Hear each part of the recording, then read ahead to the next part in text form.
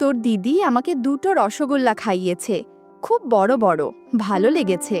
তোর দিদি খুব ভালো রে, তুই ভাগ্য করে একটা দিদি পেয়েছিস।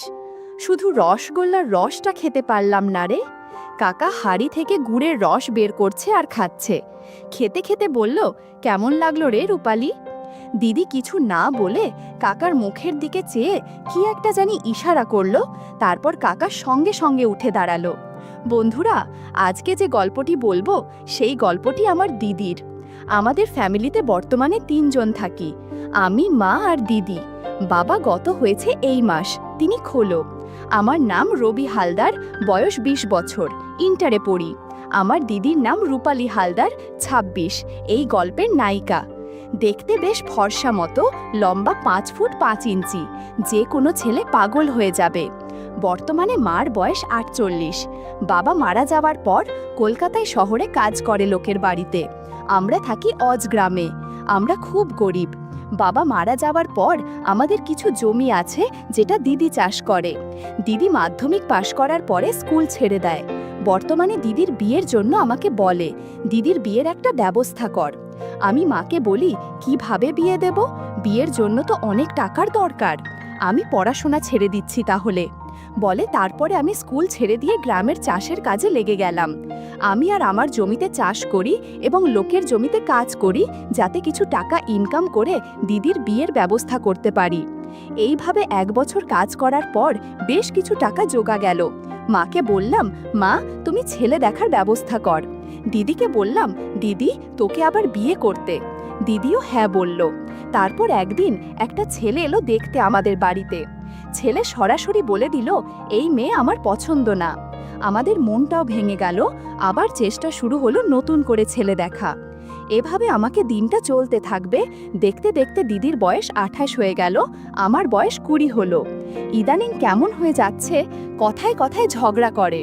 আমি একদিন জমিতে যখন গ্রামের লোকজনের সাথে যখন কাজ করছে অন্য লোকের জমিতে, তখন শুনতে পেলাম রতন কাকার কথা। ফিসফিস করে বলছে, একটা মেয়ে পটিয়েছি রে মিলন। মিলন কাকা বলল, কে? আমাদের গ্রামে আছে এমন সুন্দরী? আমাদের গ্রামে তো একটাই আছে, রবির দিদি। রতন কাকা বলল, পরে বলবো, সুযোগ পেলে তোকেও দেব ভাগ। আমি এদের কথাবার্তা পুরোপুরি বুঝতে পেলাম না, তাই নিজের মন দিলাম। তারপর আমি বাড়িতে গিয়ে শুনলাম দিদি আগামীকাল ওর বান্ধবীর ছেলের জন্মদিন, সেখানে যাবে। আমি বললাম, ঠিক আছে তুই যাবি, কিন্তু তাড়াতাড়ি চলে আসবি। তারপর দিদি বলল, ঠিক আছে আমি তাড়াতাড়ি চলে আসব। তারপরের দিন যখন আমি জমিতে কাজে গেলাম, গিয়ে দেখলাম রতন কাকা কাজে আসেনি। আমি মিলন কাকাকে জিজ্ঞাসা করতে বলল, রতন আজকে মধু খেতে গেছে। ওর কাছে রতন কাকা হলো আমাদের গ্রামে একজন গরিব মানুষ, আমাদের মতো। বিয়ে হয়নি এখনো, মানে বিয়ে করিনি। গ্রামের নষ্ট পড়া, এক কথায় খারাপ লোক। রতন কাকার বয়স বর্তমানে 40। দেখতে সম্পূর্ণ কালো, কিন্তু একটা তেজ আছে, প্রচুর ক্ষমতা। তারপর আমি কাজ করে বাড়িতে এসে দেখি দিদি নিমন্ত্রণ বাড়ি চলে গেছে। রাত 10টা বেজে গেল, এখনো দিদির বাড়িতে এলো না নিমন্ত্রণ বাড়ি থেকে। তাই ভাবলাম একটু এগিয়ে এগিয়ে দেখি। আর গ্রামের দিকে রাত 10টা, মনে অনেক রাত। আমি হাঁটতে হাঁটতে এগিয়ে গেলাম বাজারের মোড়ের দিকে। গ্রামের রাস্তায় একটা মানুষের জন দেখা যাচ্ছে না। এরকম কিছু দূর যাওয়ার পর দেখতে পেলাম 2টো মানুষ দাঁড়িয়ে আছে। কাছে যেতে দেখি দিদি আর রতন কাকা দাঁড়িয়ে। আমি বললাম, এত রাত হলো তোর? দিদি বলল, কোনো গাড়ি পাচ্ছিলাম না, তাই দেরি হয়ে গেল। আর আস্তে আস্তে রতন কাকার সঙ্গে দেখা হয়ে গেলে, তাই রতন কাকা আমি একসঙ্গে আসছি। আমি রতন কাকাকে জিজ্ঞাসা করলাম, কাকা তুমি কোথায় গিয়েছিলে? রতন কাকা বলল, আমি একটু শহরে গেছিলাম।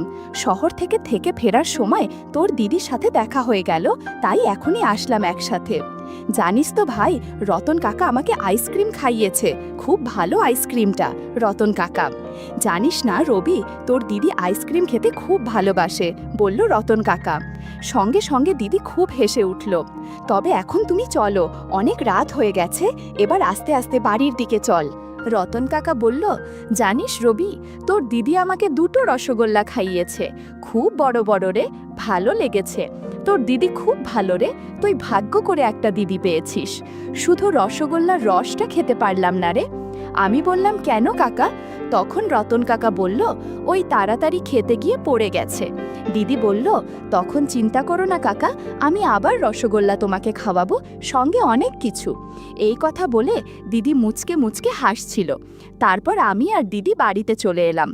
এসে দিদি শুয়ে পড়ল, আমিও পাশের ঘরে শুয়ে পড়লাম। আমাদের ঘরের পরিচয়টা দিয়ে এবার আমাদের দুটো মাটির ঘর, একটা ঘরে দিদি থাকে, একটা ঘরে আমি থাকি। আগে মা যদি একসাথে থাকতো, মা যেহেতু শহরে লোকের বাড়ি কাজ করে, তাই সপ্তাহে একবার করে এসে বাড়িতে। সকালে আমি আবার লোকের জমিতে কাজ করতে বেরিয়ে গেলাম। দেখলাম রতন কাকা মিলন কাকা খুব হাসাহাসি করছে। তারপর আমার কাছে এসে বলল, রবি একটা কথা বলবো? আমি বললাম, বলে।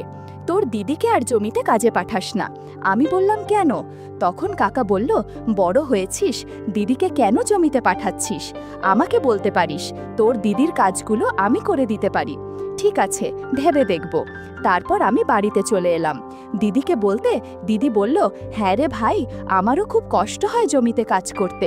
রতন কাকা খুব ভালো, তুই তো কোনোদিন বুঝিসনি আমার মনের কথা। আমার মনের কষ্টের কথা ঠিক বুঝেছে রতন কাকা। রতন কাকা খুব ভালো। তারপর হঠাৎ রাত 8টার সময় আমরা যখন ভাত খাচ্ছিলাম রাতের, তখন রতন কাকা এলো আমাদের বাড়িতে। আমি জিজ্ঞাসা করলাম, কাকা এত রাতে?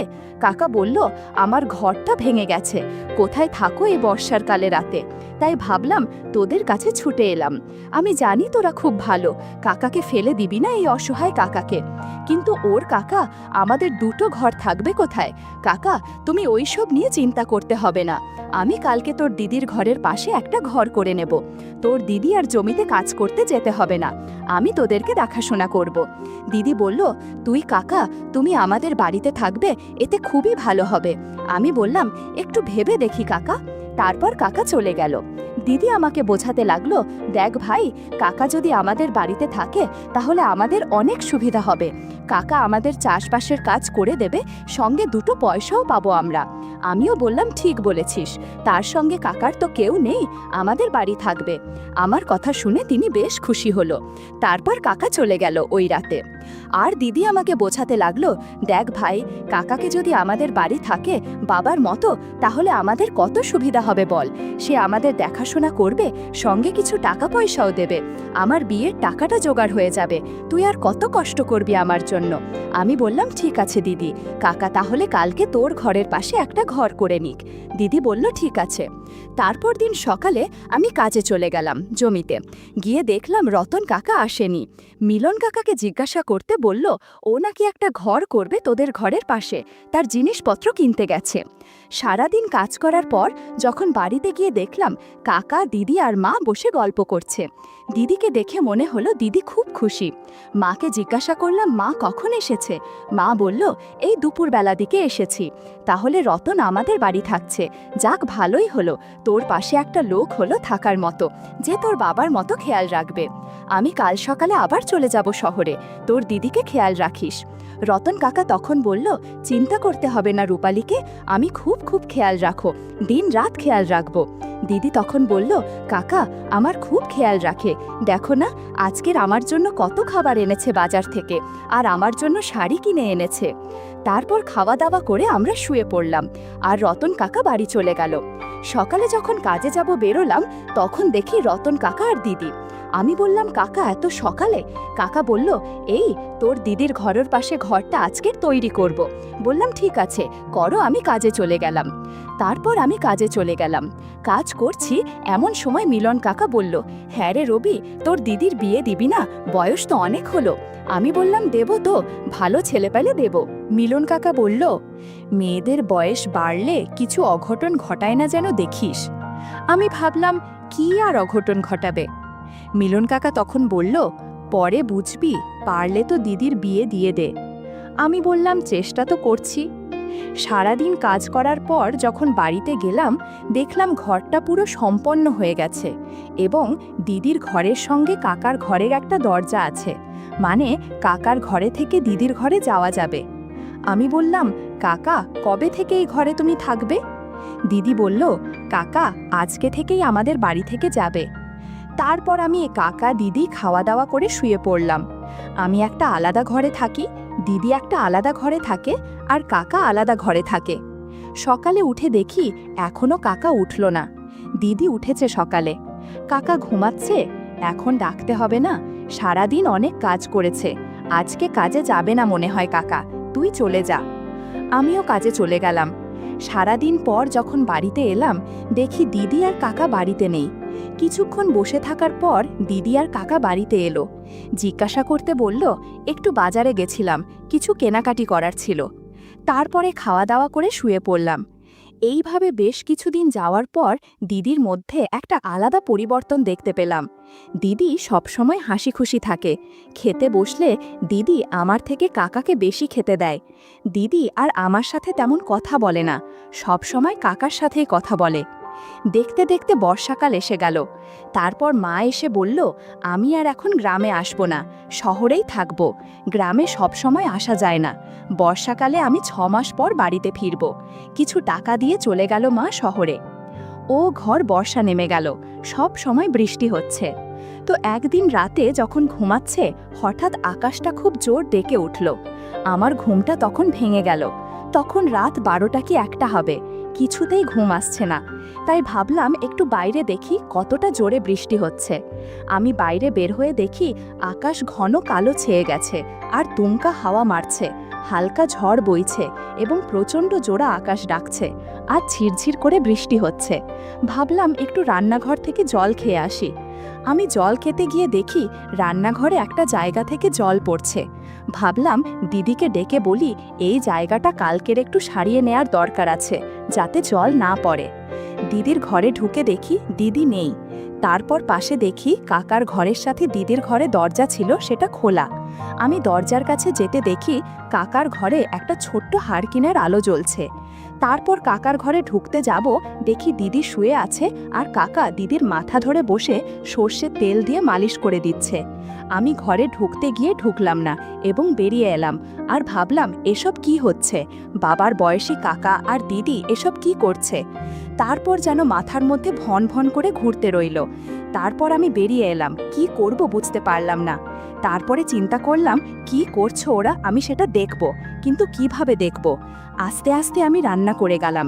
রান্নাঘরের বেড়ার ফাঁকা থেকে দেখলাম দিদি মুচকি মুচকি হাসছে আর কি বলছে আর কাকা রাগ দেখাচ্ছে।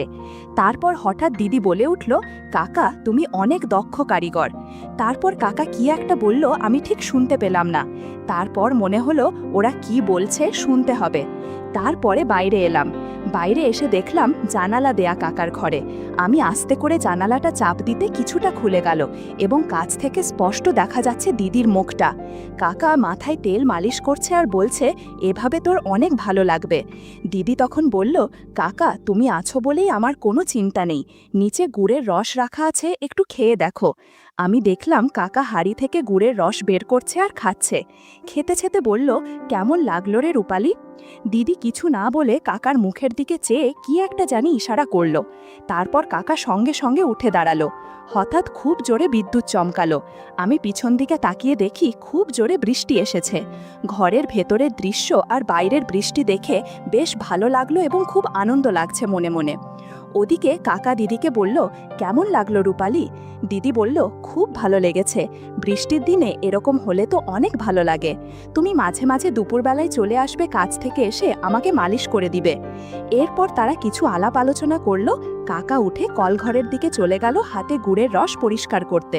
বন্ধুরা, ইউটিউবের গল্পগুলো শুনে মজা না পেলে আমার ওয়েবসাইটে দেয়া গল্পগুলো শুনতে পারো। সেখানে প্রতিদিন খোলামেলা গল্প আপলোড করা হয়। কমেন্টে ওয়েবসাইটের লিংক দেয়া আছে।